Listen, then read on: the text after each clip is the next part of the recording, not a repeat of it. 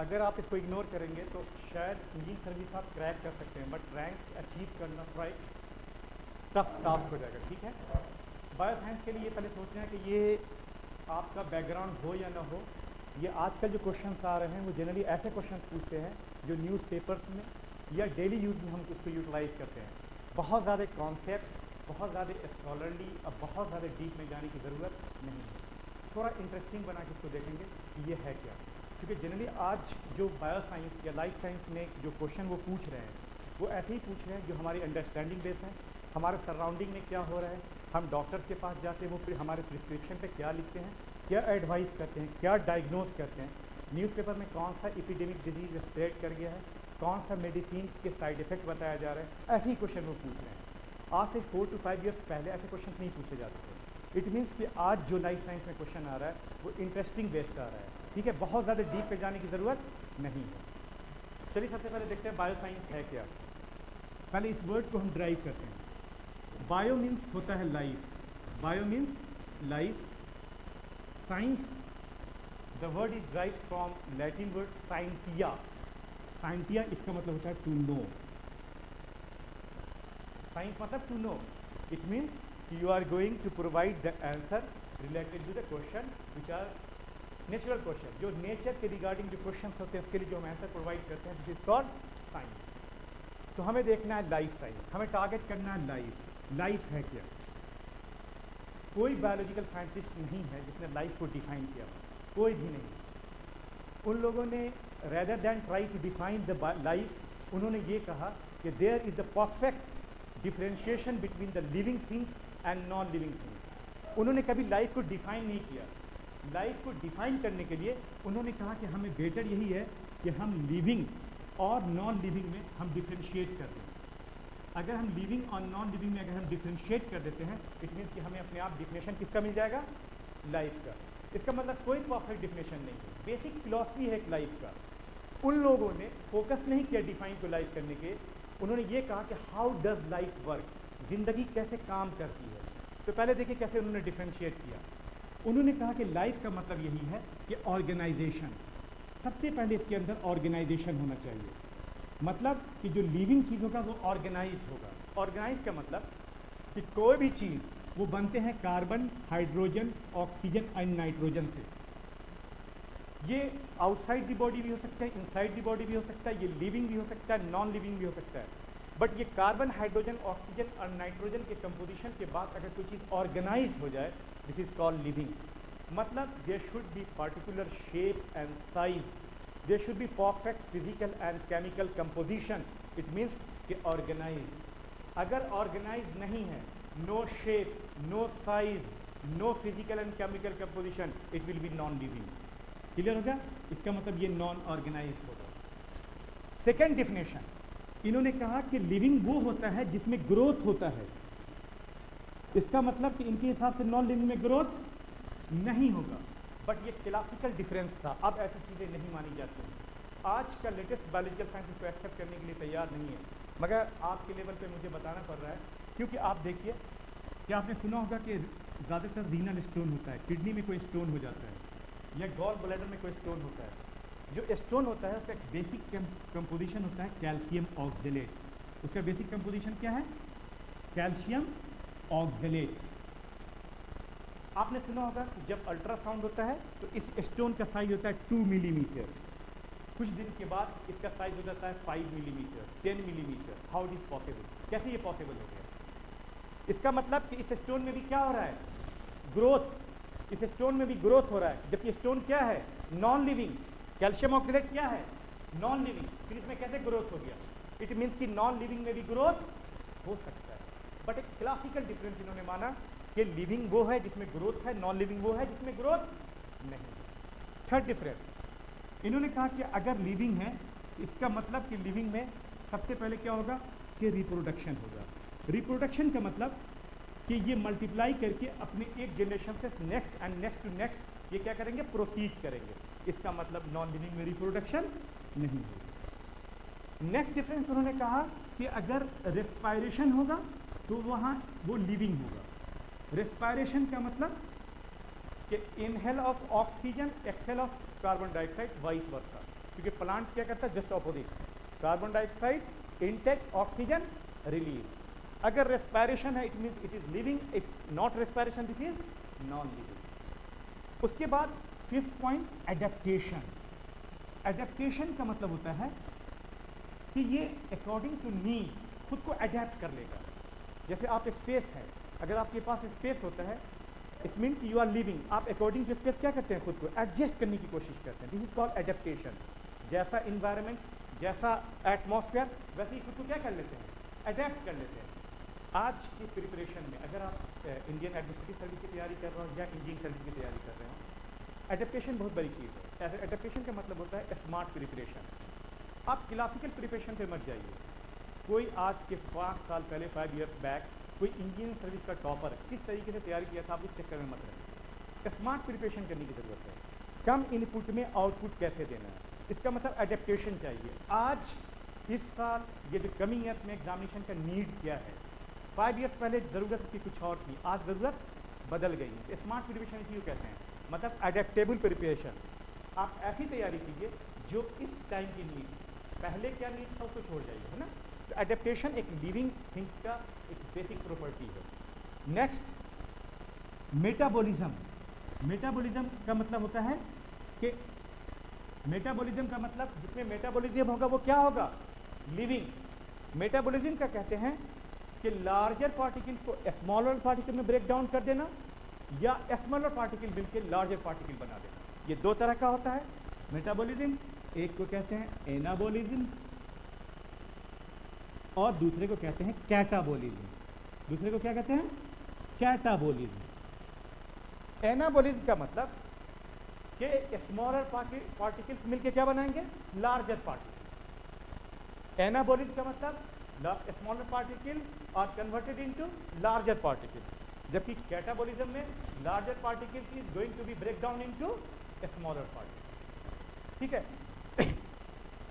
मतलब ये सारे प्रॉपर्टी हैं जो किसकी प्रॉपर्टी हैं, लिविंग की। इसका मतलब ये सारे किसमें एब्सेंट होंगे, नॉन लिविंग में। तो इन्होंने बायोलॉजिकल साइंटिस्ट ने डिफाइन नहीं किया लाइफ को, और इसने सिर्फ क्या किया, डिफरेंशिएट कर दिया लिविंग एंड नॉन लिविंग में। फिर कहा कि जिसमें ये सारी चीजें एग्जिस्ट करेंगी इट मीन्स इसमें क्या है, लाइफ। इसका मतलब there is no perfect definition of the life. Clear हो गया। इसको मैं इरेज करूं।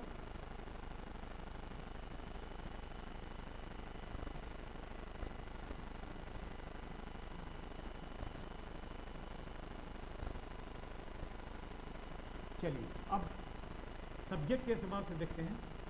बायोलॉजी, यही हुआ लाइफ साइंस। बायो मीन्स फिर वही बात, bio means life, logy means to study. Biology term first time coined by Lamarck.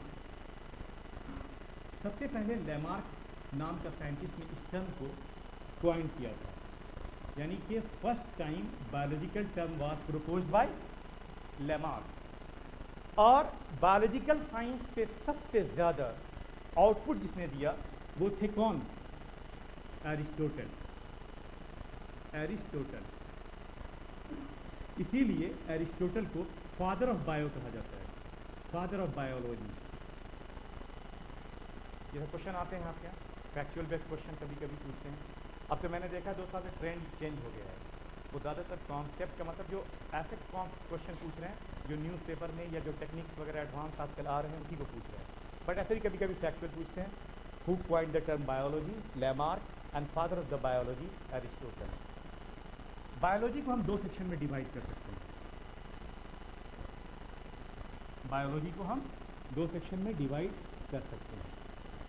First को कहते हैं फाइटोलॉजी, फाइटोलॉजी, फाइटो। दूसरे को कहते हैं ज़ूलॉजी, ज़ूलॉजी।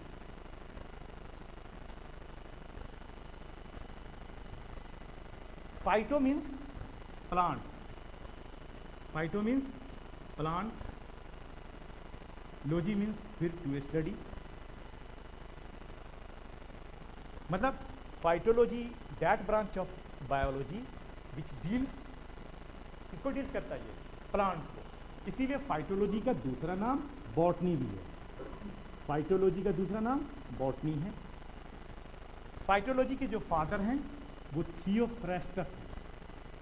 ये मैचिंग टेस्ट में आपसे पूछ सकता है वो थियोफ्रेस्टस।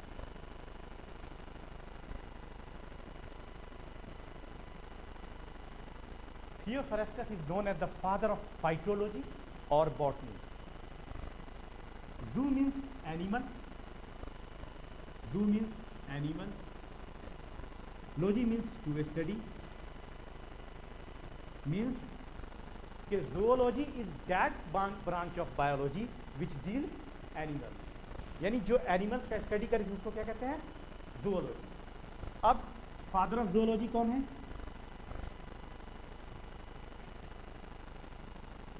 फादर ऑफ zoology कौन है? एरिस्टोटल। सेम एरिस्टोटल, ठीक है। Father of zoology Aristotle. जो फादर ऑफ बायोलॉजी है वही फादर ऑफ zoology भी है, एरिस्टोटल।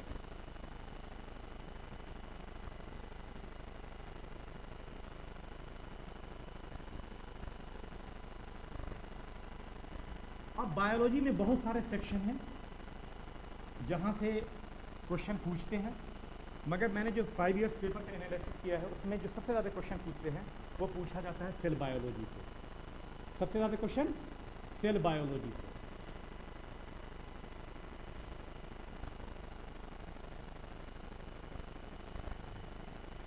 तो सबसे पहले हम लोग देखते हैं सेल बायोलॉजी।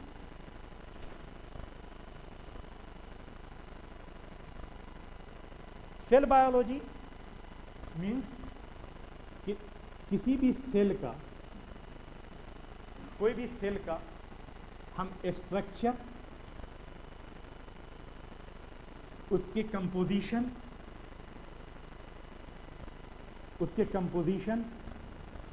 उसके फंक्शन, अगर हम किसी भी सेल के स्ट्रक्चर, कंपोजिशन और फंक्शन का स्टडी करते हैं तो ये क्या कहलाता है? Cell biology. अगर हम किसी सेल के सिर्फ structure plus composition, not function, याद रखना, अगर हम सेल के सिर्फ स्ट्रक्चर एंड कंपोजिशन का अगर हम स्टडी करें तो ये कहलाता है साइटोलॉजी। ये क्या कहलाता है?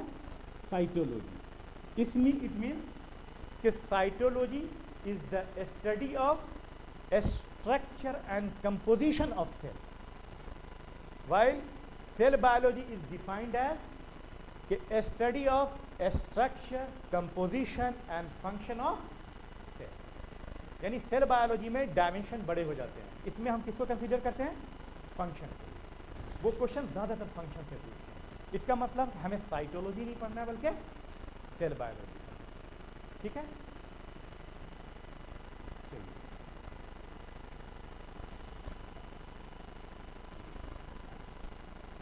अब सबसे पहले देखते हैं ये सेल का इन्वेंशन कैसे हुआ, सेल को कैसे डिस्कवर किया गया। सबसे पहले रॉबर्ट हुक, सबसे पहले रॉबर्ट हुक 1665, सबसे पहले रॉबर्ट हुक ने कॉर्क, आपने देखा होगा एक सॉफ्ट कॉर्क होता है, जैसे इलेक्ट्रॉनिक जितने डिवाइसेस होते हैं उसी कॉर्क में रख के हमें दिए जाते हैं, है ना। तो उसको कॉर्क होता है, बहुत लाइट वेट का होता है। उसने कॉर्क का एक स्लाइस कट किया, एक स्लाइस को कट किया। ये कॉर्क का एक स्लाइस है, एकदम थिन स्ट्रक्चर है, उसको उसने कट किया। कट करने के बाद जब उसने माइक्रोस्कोप इस पर लगाया तो उसे हनी कम लाइक स्ट्रक्चर मिलना शुरू हो गया। हनी कम का आपने देखा होगा, इस तरह का स्ट्रक्चर होता है।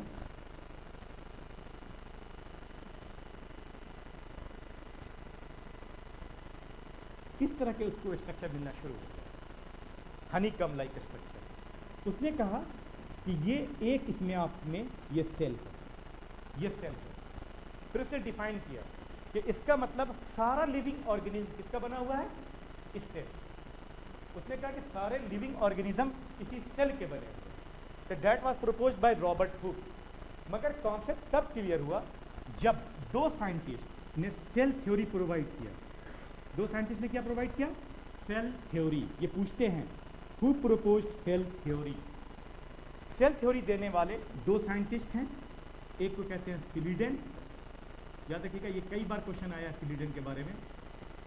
फर्स्ट है सिलीडेन, दूसरा है Shawn.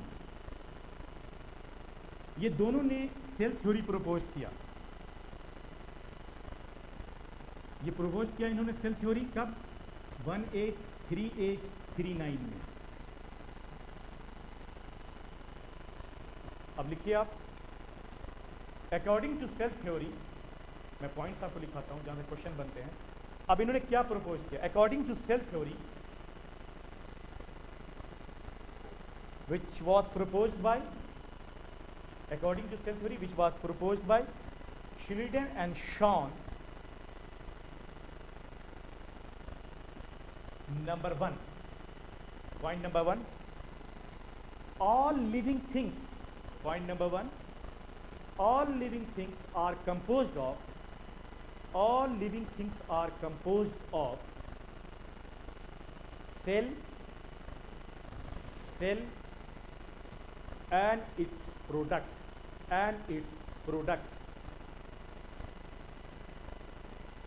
Point number two, cell is the basic unit of life. Cell is the basic unit of life. मतलब लाइफ का बेसिक यूनिट क्या है? सेल है। जैसे मैं आपको दिखाता हूं कैसे है ये बेसिक यूनिट ऑफ लाइफ।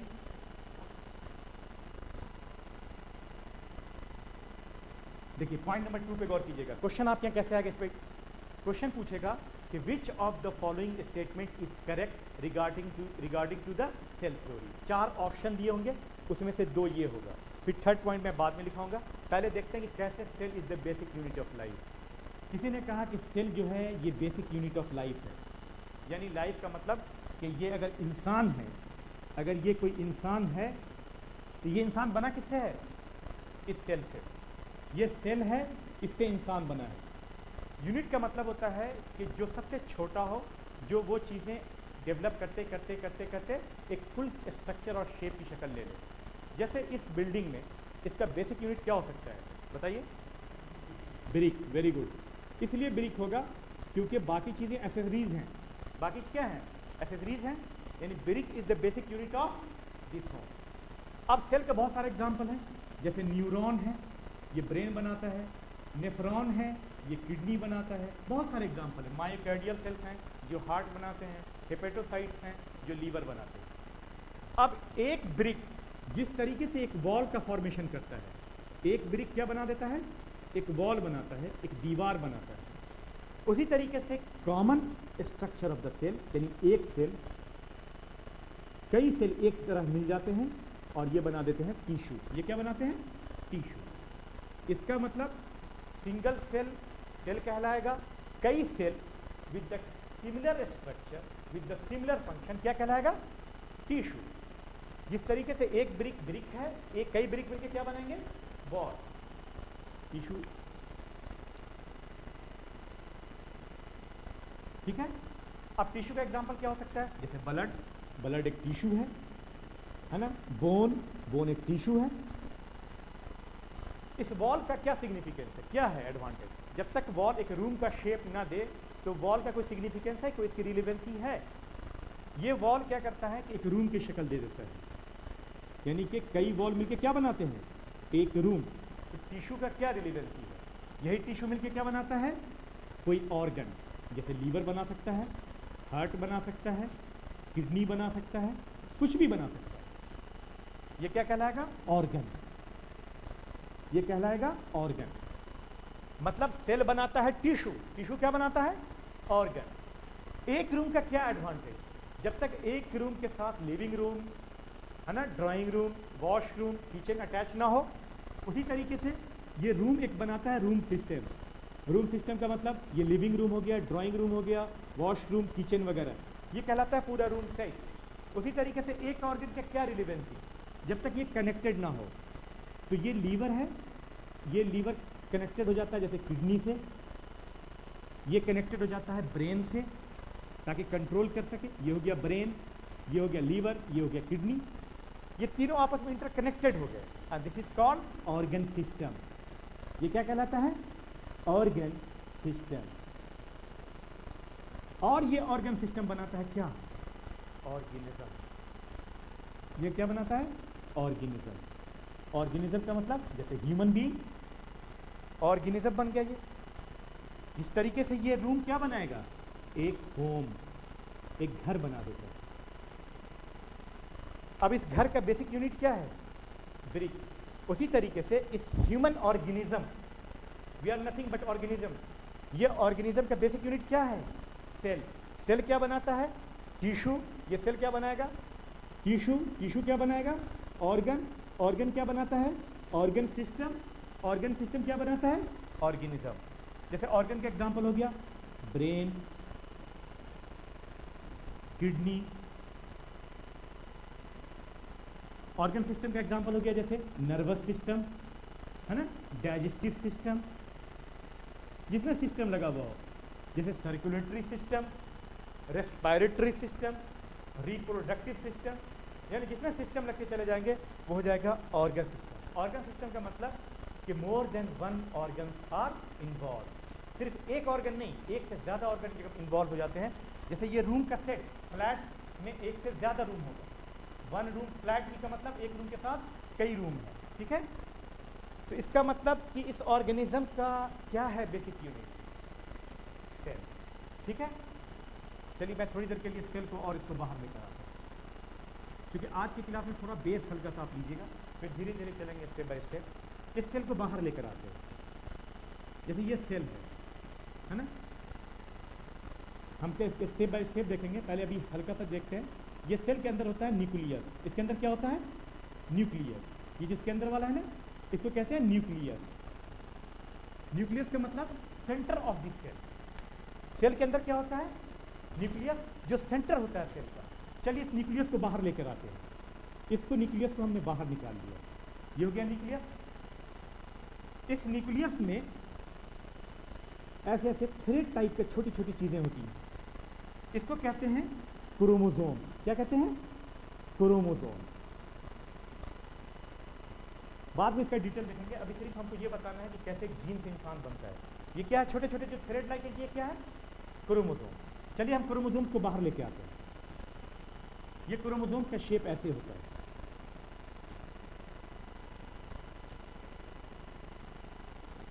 इस क्रोमोसोम्स के बाहर वाले लेयर को कहते हैं पेलिकल। इसको कहते हैं पेलिकल।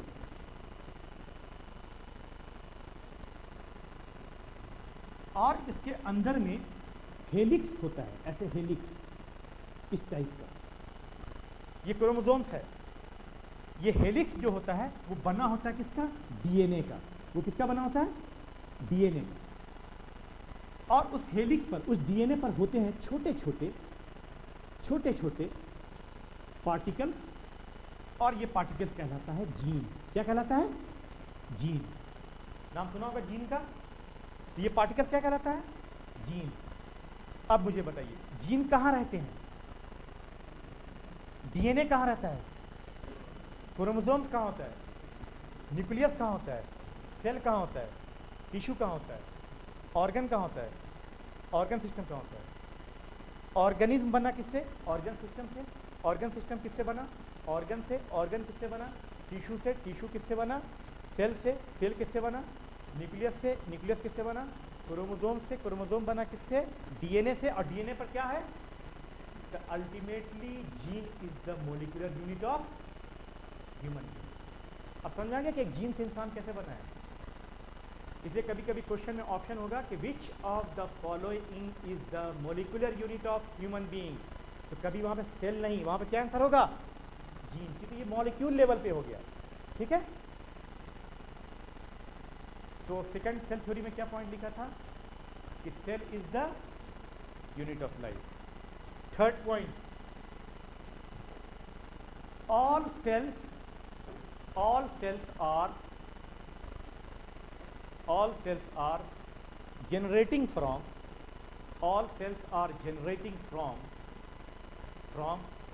pre-existing cell। pre-existing का मतलब जो ऑलरेडी पहले से एग्जिस्ट कर रहा हो। pre-existing cell. All cells are generated from pre-existing cell. मतलब ये हुआ कि अगर एक सेल है, ये सेल है, तो इसके बाद जो भी सेल बनेंगे, जैसे इससे दो बनेंगे डिवाइड होके, अभी हम लोग बाद में देखेंगे, इससे भी दो बनेगा, तो ये सेल किससे जनरेट हुआ है? Pre existing cell. ये किससे जनरेट हुआ है? इस प्री एग्जिस्टिंग से। तो सेल थ्योरी का थर्ड पॉइंट था कि all cells are generated from pre existing, जो ऑलरेडी एग्जिस्टेड है। Point number 4, all cells have similar chemical, all cells have similar chemical composition, ठीक है? ये था आपका सेल थ्योरी। 4 पॉइंट इसमें है।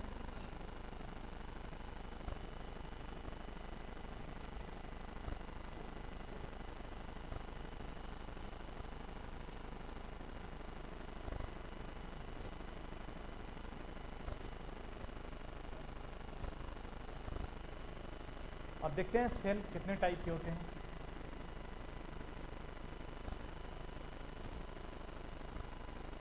सेल दो तरह के होते हैं, एक कहलाता है animal cell,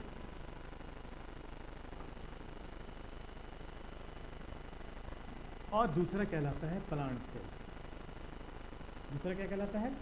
plant.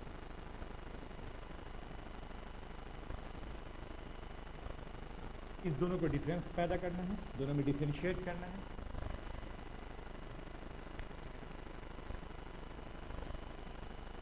Animal cell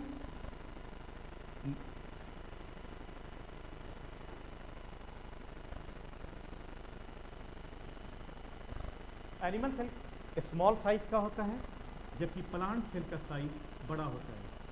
point number 1, animal cell का साइज स्मॉल साइज, यानी animal cells are small in size, while plant cell और लार्ज इन साइज। साइज के एतबार से प्लांट सेल बड़ा होता है, ठीक है? जो एनिमल सेल्स होते हैं, इसके आउटर लेयर को कहते हैं प्लाज्मा मेम्ब्रेन। आउटर लेयर को क्या कहते हैं? Plasma membrane. जो आउटर लेयर होता है इसमें प्लाज्मा मेम्ब्रेन होता है एनिमल सेल। प्लांट सेल में भी प्लाज्मा मेम्ब्रेन होता है, ये प्लाज्मा मेम्ब्रेन है, मगर प्लाज्मा मेम्ब्रेन के बाहर एक और लेयर होता है, ये एक और एक्स्ट्रा लेयर होता है, इसको कहते हैं सेल वॉल। इसको क्या कहते हैं? Cell wall. अंदर वाला हो गया प्लाज्मा मेम्ब्रेन, आउटर लेयर क्या हो गया? Cell wall. इसका मतलब एनिमल सेल में सेल वॉल क्या होगा? एब्सेंट। याद रखना, क्वेश्चन यहीं से पूछता है। इसका मतलब एनिमल सेल में सेल वॉल नहीं है। इसमें भी न्यूक्लियस होगा, इसमें भी न्यूक्लियस होगा। अब डिफरेंस कहाँ का? इसमें क्या होता है कि बहुत सारे वैक्यूल्स होते हैं, छोटे छोटे वैक्यूल्स। इसको कहते हैं वैक्यूल्स। वैक्यूल्स क्या करता है? प्रेशर जनरेट करता है inside the cell, pressure generate करके चीज़ों को मूव करता है ना? वैक्यूल्स, यानी इसका मतलब कि एनिमल सेल में vacuoles smaller in size and large in number, more than 1, 1 2 3 4 5 भी हो सकते हैं। बट प्लांट सेल में क्या होगा? वैक्यूल्स सिंगल होगा, एक ही होगा, और वो लार्ज साइज का होगा। तो प्लांट सेल में क्या होते हैं? वैक्यूल्स सिंगल होते हैं और लार्ज साइज के होते हैं। यहाँ छोटे छोटे होते हैं और बहुत ज़्यादा होते हैं, ठीक है? इसमें क्लोरोप्लास्ट पाया जाता है, क्लोरोप्लास्ट, जिसको प्लास्टिड भी कहते हैं। इसमें एक ऑर्गन पाया जाता है प्लास्टिड। प्लास्टिड का मतलब है जो आपके फोटोसिंथेसिस में हेल्प करे। फोटोसिंथेसिस का मतलब जो ग्रीनरी प्रोडक्ट्स बनाए। एनिमल्स में फोटोसिंथेसिस की ज़रूरत नहीं होती है, इसलिए इसमें प्लास्टिड क्या होते हैं? एब्सेंट होते हैं। तो प्लास्टिड इसमें क्या होगा? एब्सेंट, ठीक है? जबकि इसमें प्लास्टिड क्या होंगे? प्रेजेंट। अब देखिए, मैं आगे आपको गोल्जी बॉडी पढ़ाऊंगा। एक ऑर्गन है गोल्जी बॉडी,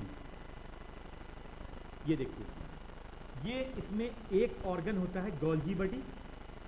गोल्जी साइंटिस्ट का नाम है, अभी इसको थोड़ी देर के बाद देखना है। एनिमल सेल में सिंगल गोल्जी बॉडी होता है, single Golgi body, GOLGI, Golgi body. Plant cell में गोल्जी बॉडी नहीं होता, गोल्जी बॉडी की जगह छोटे छोटे गोल्जी बॉडी का शेप होता है, बहुत होता है, और इसको कहते हैं डिक्टियोम्स, डिक्टियोसोम्स। इसका मतलब एनिमल में डिक्टियोसोम्स क्या होगा, एब्सेंट। इसमें सिंगल ऑर्गन होता है जो कहलाता है गोल्जी बॉडी। अभी हम थोड़ी देर के बाद सेल बायोलॉजी में पढ़ेंगे गोल्जी बॉडी क्या होता है। सिंगल होता है, इसमें क्या होता है कि सिंगल नहीं होता, इसमें लार्ज नंबर में होता है, smaller in size, that's why it is called dictyosomes. यहाँ पर ओ मिस हो गया, डिक्टियोसोम्स। याद रखना एक क्वेश्चन दोनों के डिफरेंस से बनता है। ये आपका था animal cell and plant cell में डिफरेंस।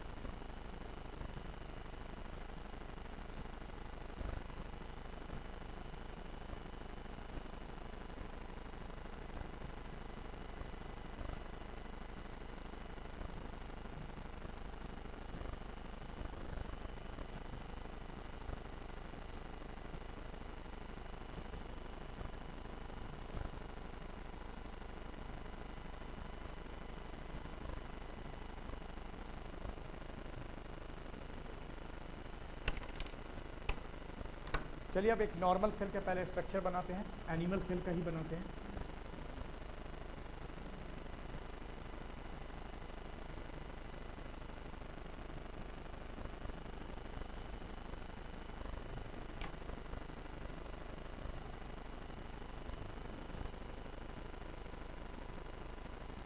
ये जो बाहर वाला है इसको क्या कहते थे हम लोग, प्लाज्मा मेम्ब्रेन। इसको कहते थे प्लाज्मा मेम्ब्रेन। इसको कहते हैं प्लाज्मा मेम्ब्रेन। और ये जो अंदर वाला है इसको कहते हैं न्यूक्लियस, इसको कहते हैं न्यूक्लियस। आपको पता है कि मेरी आवाज़ आप तक इसलिए पहुंच रही है क्योंकि यहाँ पे एक मीडियम है ना, जैसे एयर होता है, वाटर भी एक मीडियम होता है, उसी तरीके से यहाँ पे डिफरेंट ऑर्गन्स होते हैं। ऑर्गन्स को मूव करने के लिए there must be some medium, यहाँ पर भी कोई मीडियम का होना ज़रूरी है। तो इसके अंदर एक मीडियम होता है, ये ग्रेन्यूल्स टाइप के होते हैं,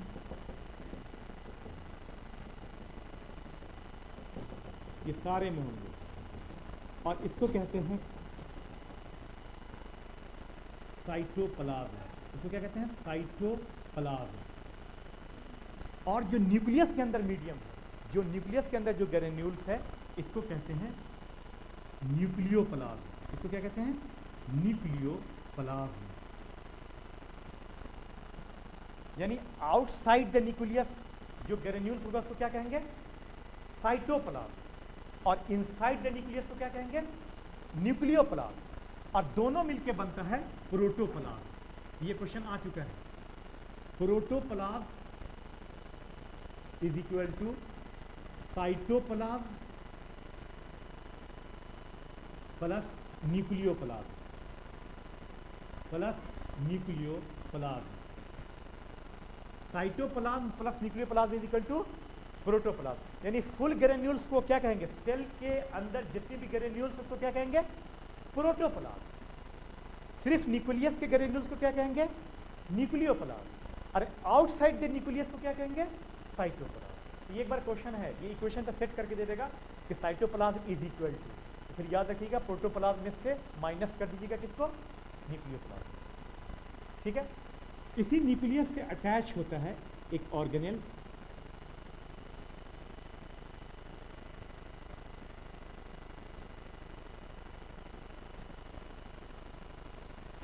इस तरह का फोल्डिंग स्ट्रक्चर होता है, इसको कहते हैं एंडोप्लाज्मिक रेटिकुलम।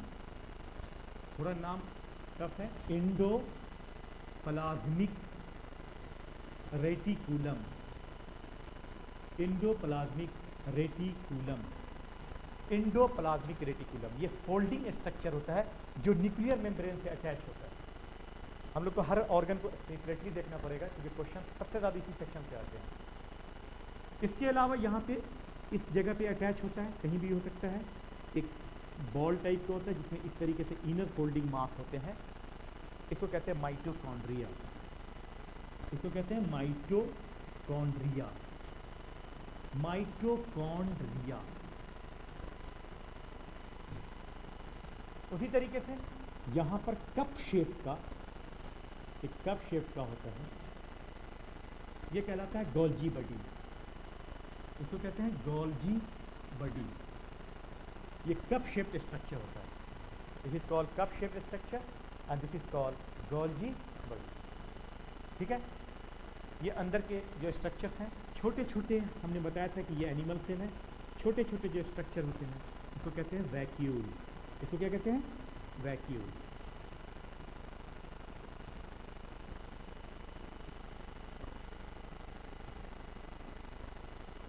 उसके अलावा जगह जगह बॉडी के सिस्टम को डिफेंसिव बनाने के लिए, ताकि आपके बॉडी के, आपके सेल को कोई अटैक ना कर पाए, उसके लिए जगह जगह कुछ ऑर्गन्स होते हैं जिसको कहते हैं लाइसोसोम्स, LYSOSOME, लाइसोसोम्स, जिसको सुसाइडल बैग भी कहते हैं। सुसाइडल बैग का मतलब कि अगर वो देखेगा कि कोई हम पर अटैक कर रहा है तो वो खुद सुसाइड कर लेता है, ताकि उस केस में वो आइडेंटिफाई ही ना किया जाए। That's why called suicidal bag. Lysosome, LYSOSOMES। Biological science में जहाँ पर सोम्स होता है ना, इसका मतलब होता है बॉडी, याद रखिएगा। सोम्स का मतलब होता है बॉडी, ये ग्रीक वर्ड है। जहाँ पर सोम्स, जैसे कई जगह मैंने सोम्स भी लिखा होगा, वैक्यूल्स में, लाइसोसोम्स में, सोम्स जहाँ भी लगता है उसका मतलब होता है बॉडी। ठीक है, ये मेनली एक सेल का स्ट्रक्चर है जिसमें ऑर्गन्स होते हैं। अब इसको हम वन बाय वन सारे ऑर्गन को देखना है। तो सबसे पहले हम देखते हैं कहाँ पे, प्लाज्मा मेम्ब्रेन। सबसे फर्स्ट ऑर्गन प्लाज्मा मेम्ब्रेन। आपने इसका स्ट्रक्चर ड्रॉ किया?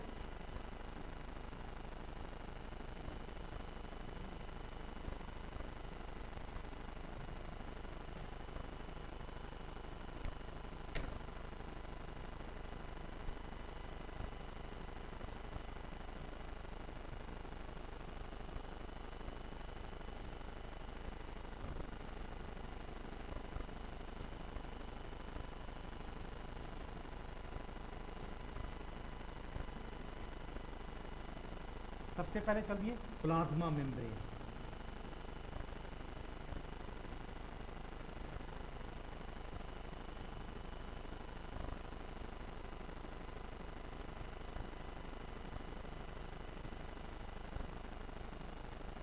सबसे पहले प्लाज्मा मेम्ब्रेन शुरू करते हैं।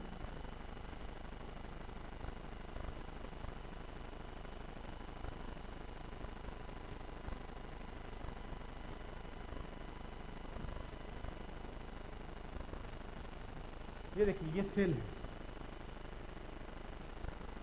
ये सेल का जो आउटर सराउंडिंग है, this is called plasma membrane. इसका मतलब just you have to define the plasma membrane. Plasma membrane is the outer layer which can permit the outer particle either go inside or outside. Plasma membrane एक surrounded layer है, एक surrounding layer है। जो ये outer layer है ये permit करता है, परमेएबल नेचर का है, कि बाहर की कौन सी चीज़ें अंदर इनसाइड जाएंगी और कौन सी चीज़ बाहर से अंदर से बाहर आएगी। It is nothing like a watching dog. मतलब ये देखता है कि कौन सा चीज़ को हम परमिट करें कि ये अंदर जाए और कौन सा चीज़ें अंदर से बाहर आए। तो प्लाज्मा मेम्ब्रेन एक क्या है? एक परमेएबल मेम्ब्रेन है जो सराउंड्स करता है किसी भी सेल को, प्रोवाइड करता है मैकेनिकल सपोर्ट, अलाउ करता है कुछ पार्टिकल्स को और कुछ को अलाउ नहीं करता है। ठीक है, this is the cause plasma membrane. Plasma membrane का अगर हम सबसे पहले केमिकल कंपोजिशन देखें, ये बना किससे होता है? Chemical composition